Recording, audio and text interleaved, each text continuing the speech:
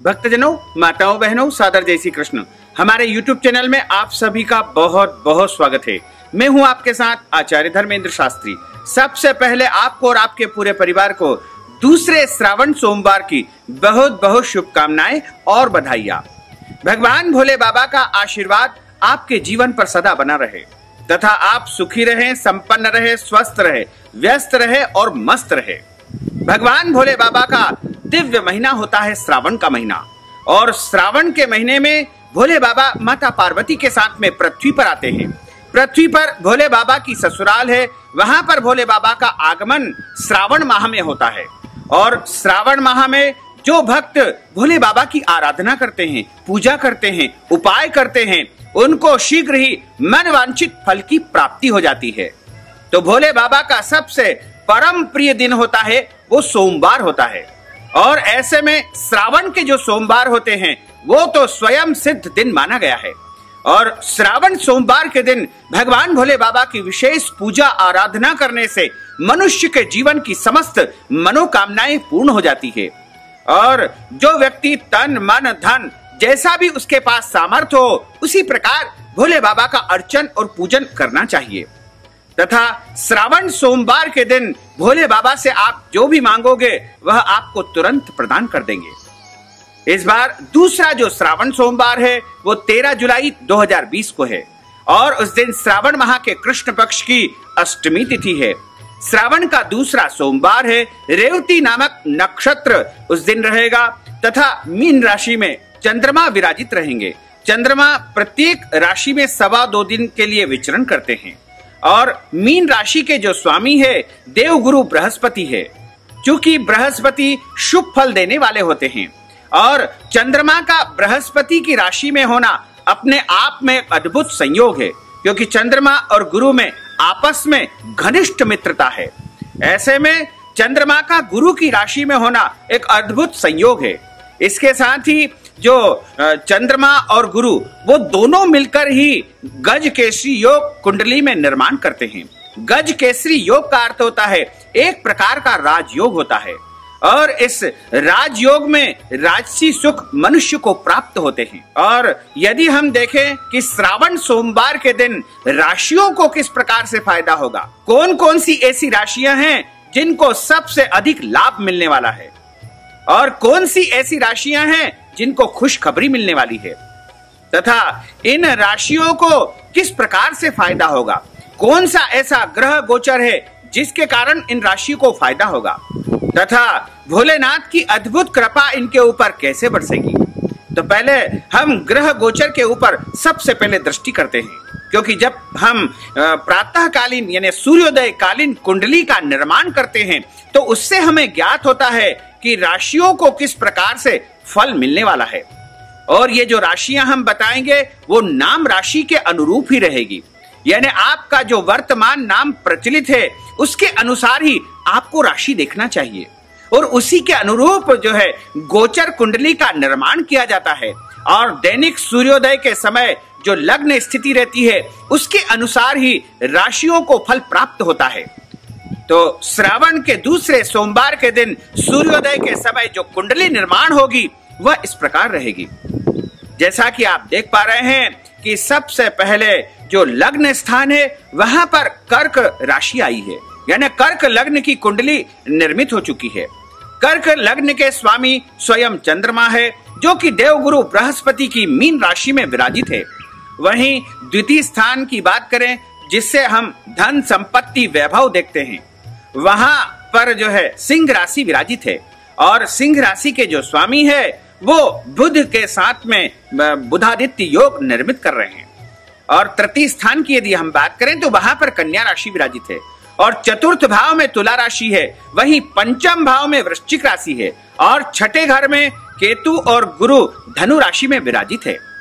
वहीं सप्तम स्थान में मकर राशि में शनिदेव स्वयं स्वग्रही होकर के बैठे हैं, और 8वें घर में कुंभ राशि है जिसके स्वामी शनिदेव सप्तम में बैठे हैं। वहीं नवम भाव की यदि हम बात करें, चूंकि नवम भाव को भाग्य स्थान माना जाता है, धर्म स्थान माना जाता है, तथा मनुष्य की जो किस्मत है वो नवम भाव से ही देखी जाती है। तो नवम भाव की यदि बात करें तो यहां पर एक सर्वश्रेष्ठ योग बन रहा है, और वो योग इसलिए बन रहा है क्योंकि चंद्रमा और मंगल दोनों ही नवम भाव में मीन राशि में बैठे हुए हैं। और चंद्रमा और मंगल जब एक साथ बैठते हैं तो ऐसे में महालक्ष्मी नामक एक योग निर्मित होता है। और महालक्ष्मी योग जब निर्मित होता है तो मनुष्य के जीवन में कई प्रकार की उपलब्धि उसे प्राप्त होने लगती है। और यदि हम दसम भाव की गणना करें तो दसम भाव में मेष राशि है, वहीं एकादश भाव जहां से आय देखी जाती है, लाभ देखा जाता है, वहां पर शुक्र स्वग्रही होकर के बैठे हैं। यानी एकादश भाव में लक्ष्मी के कारक शुक्र का होना भी सबसे अधिक शुभ फलदायी माना जाएगा। वहीं 12वें घर की यदि हम बात करें, हालांकि 12वां घर हानि और खर्च का माना जाता है, लेकिन वैभव के लिए जो खर्च करते हैं उसका स्थान भी 12वां घर माना जाता है। और द्वादश भाव में सूर्य बुध बुधादित्य योग निर्मित कर रहे हैं। हालांकि वहां पर राहु भी ग्रहण दोष बना रहा है, लेकिन राहु वहां पर विपरीत राजयोग भी निर्मित कर रहा है। इसके अलावा जो छठे घर में केतु बैठा हुआ है वो भी जो है एक प्रकार से विपरीत राजयोग निर्माण कर रहा है। तो यह जो ग्रह गोचर है यह श्रावण माह के दूसरे सोमवार का ग्रह गोचर निर्मित हुआ है। और यदि इस ग्रह गोचर से हम गणना करें कि कौन कौन सी ऐसी राशियां हैं जिनको सबसे अधिक फायदा होगा और जिनके जीवन में खुशखबरी आने वाली है, तो वो सबसे पहली राशि होगी वृषभ राशि। तो वृषभ राशि यदि आपकी है तो आपको धन लाभ हो सकता है, मान सम्मान प्रतिष्ठा की प्राप्ति होने का उत्तम योग आपके लिए बना हुआ है। इसके अलावा कार्यक्षेत्र में कोई नई उपलब्धि भी आपको प्राप्त हो सकती है। और इसके बाद जो दूसरी राशि होगी वो होगी कन्या राशि। कन्या राशि वाले व्यक्तियों को श्रावण के दूसरे सोमवार के दिन कई प्रकार की उपलब्धि तथा अच्छा संयोग इनके लिए निर्मित हो रहा है। धन लाभ होगा, संतान की उन्नति और प्रगति होगी। इसके अलावा कहीं से कोई अचानक खुशखबरी भी इनको प्राप्त हो सकती है। इसके अलावा तीसरी जो राशि होगी वो होगी तुला राशि।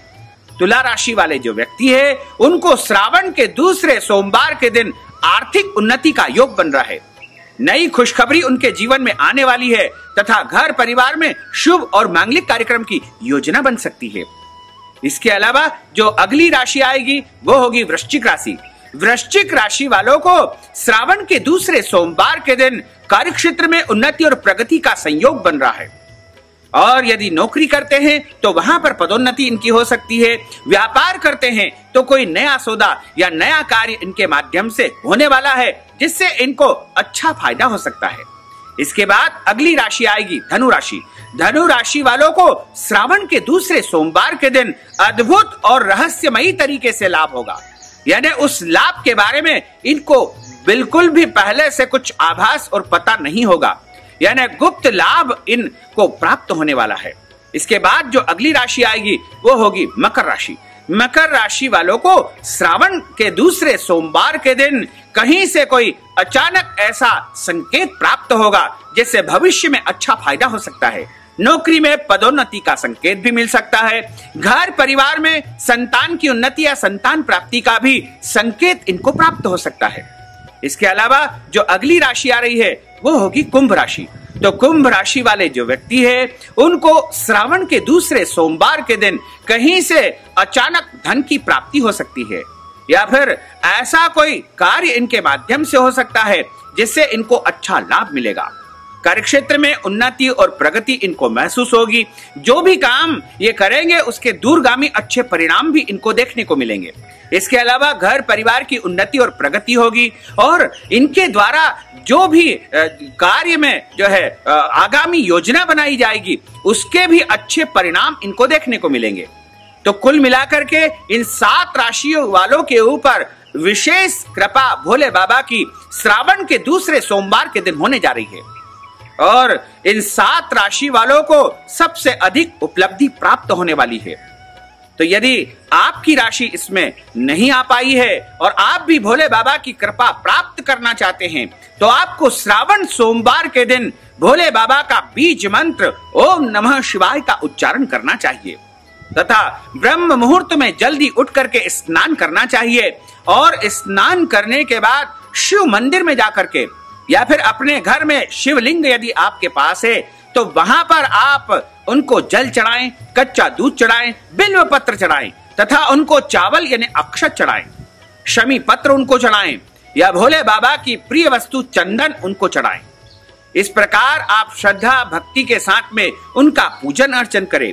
यदि संभव हो तो आप व्रत भी करें। श्रावण सोमवार का व्रत करने से मनुष्य के जन्म जन्मांतर के पाप दोष नष्ट हो जाते हैं और जब मनुष्य के पाप नष्ट होते हैं तब उसका पुण्य का उदय होता है और जब पुण्य का उदय होता है तो उसे भौतिक सुख सुविधाओं की प्राप्ति होती है, जीवन में ऐश्वर्य आता है, सुख आता है, संपत्ति आती है और सभी प्रकार की इच्छाएं उसकी परिपूर्ण हो जाती है। तो इस प्रकार आपको श्रावण के दूसरे सोमवार के दिन भगवान भोले बाबा को प्रसन्न करना चाहिए, जिससे आपकी राशि के ऊपर यदि कोई विपरीत प्रभाव है या कोई भी अनिष्ट ग्रह बैठे हुए हैं तो वो आपको जो है सर्वोत्तम और उपयुक्त फल प्रदान करेंगे। क्योंकि 9 ग्रह जितने भी होते हैं वो सब भोले बाबा के अधीन होकर के कार्य करते हैं और भोले बाबा की आज्ञा से ही वो अच्छा और बुरा परिणाम देते हैं। इसलिए यदि आप श्रावण के दूसरे सोमवार के दिन भोले बाबा को प्रसन्न कर लेंगे, उनकी आराधना कर लेंगे, उनके निमित्त उपाय करेंगे या उनकी महिमाओं का श्रवण करेंगे या ओम नमः शिवाय इस बीज मंत्र का जाप करेंगे तो आपके जीवन में भोले बाबा की कृपा सदैव बनी रहेगी तथा आपके जीवन में सुख शांति समृद्धि आएगी और आपको धर्म अर्थ काम और अंत समय में मोक्ष पद की प्राप्ति हो जाएगी। भोले बाबा ही एक ऐसे देवता है जो सबसे जल्दी प्रसन्न होते हैं और बाकी अन्य देवी देवताओं की तो आराधना और पूजा बड़े ही विस्तार पूर्वक करनी पड़ती है, लेकिन भोले बाबा एक ऐसे देवता है जिनकी पूजा करने में हमें किसी भी प्रकार का कोई विधान की आवश्यकता नहीं होती है, कोई कठोर नियम की आवश्यकता नहीं होती है। सीधी और सरल पूजा यदि किसी देवता की होती है तो वो भोलेनाथ की होती है और सबसे जल्दी प्रसन्न होते हैं भोले भंडारी। इसीलिए सारे दैत्य लोग भोले बाबा को प्रसन्न करके उनसे ही वरदान प्राप्त करते रहे हैं और भोले बाबा को अपना इष्ट देवता मानते हैं। इष्ट का अर्थ होता है जिनको हम अपने सबसे परम प्रिय देवता मानते हैं, वो हमारे इष्ट होते हैं। तो भोले बाबा को यदि आप इष्ट देवता मानना चाहते हैं या इष्ट बनाना चाहते हैं तो आपको श्रावण सोमवार के दिन भोले बाबा के सामने बैठ करके उनसे प्रार्थना करनी चाहिए कि हे भोलेनाथ, आज हम आपको इष्ट देवता के रूप में बनाने जा रहे हैं और हम पे सदैव आजीवन आप कृपा करिएगा तथा हमारे जीवन में कोई भी संकट और कष्ट नहीं आए और आप सदैव हमारे ऊपर कृपा दृष्टि बना रहे। और इस प्रकार आप उनसे प्रार्थना करेंगे और उनको इष्ट देवता के रूप में स्वीकार कर लेंगे तो निश्चय ही वो आपकी मनोकामना को पूर्ण करेंगे।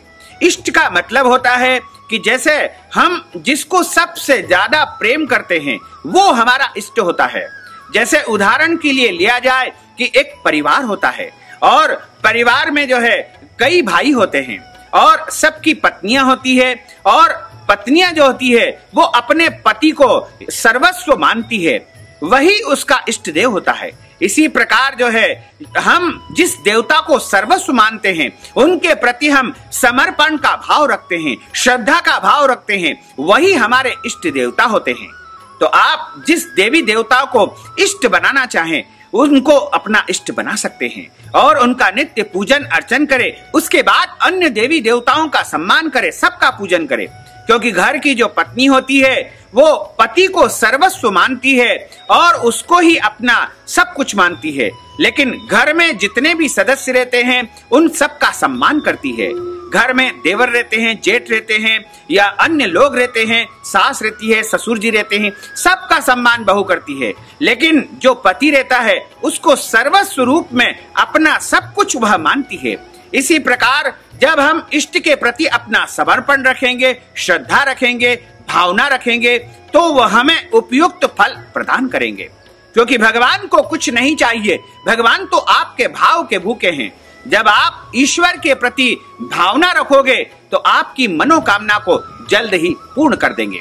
तो भक्तजनों, माताओं, बहनों, हमने जो ज्ञानवर्धक जानकारी आपको दी है उसको आप अधिक से अधिक लोगों को शेयर करिएगा, लाइक करिएगा, कमेंट करिएगा और यदि आपके मन में किसी भी प्रकार का कोई संशय हो तो आप कमेंट बॉक्स में जरूर लिख दीजिएगा। इसके अलावा आपका कोई प्रश्न हो तो वो भी कमेंट बॉक्स में आप लिखिएगा। इसके अलावा भोले बाबा का नाम भी आप कमेंट बॉक्स में जरूर लिख दीजिएगा।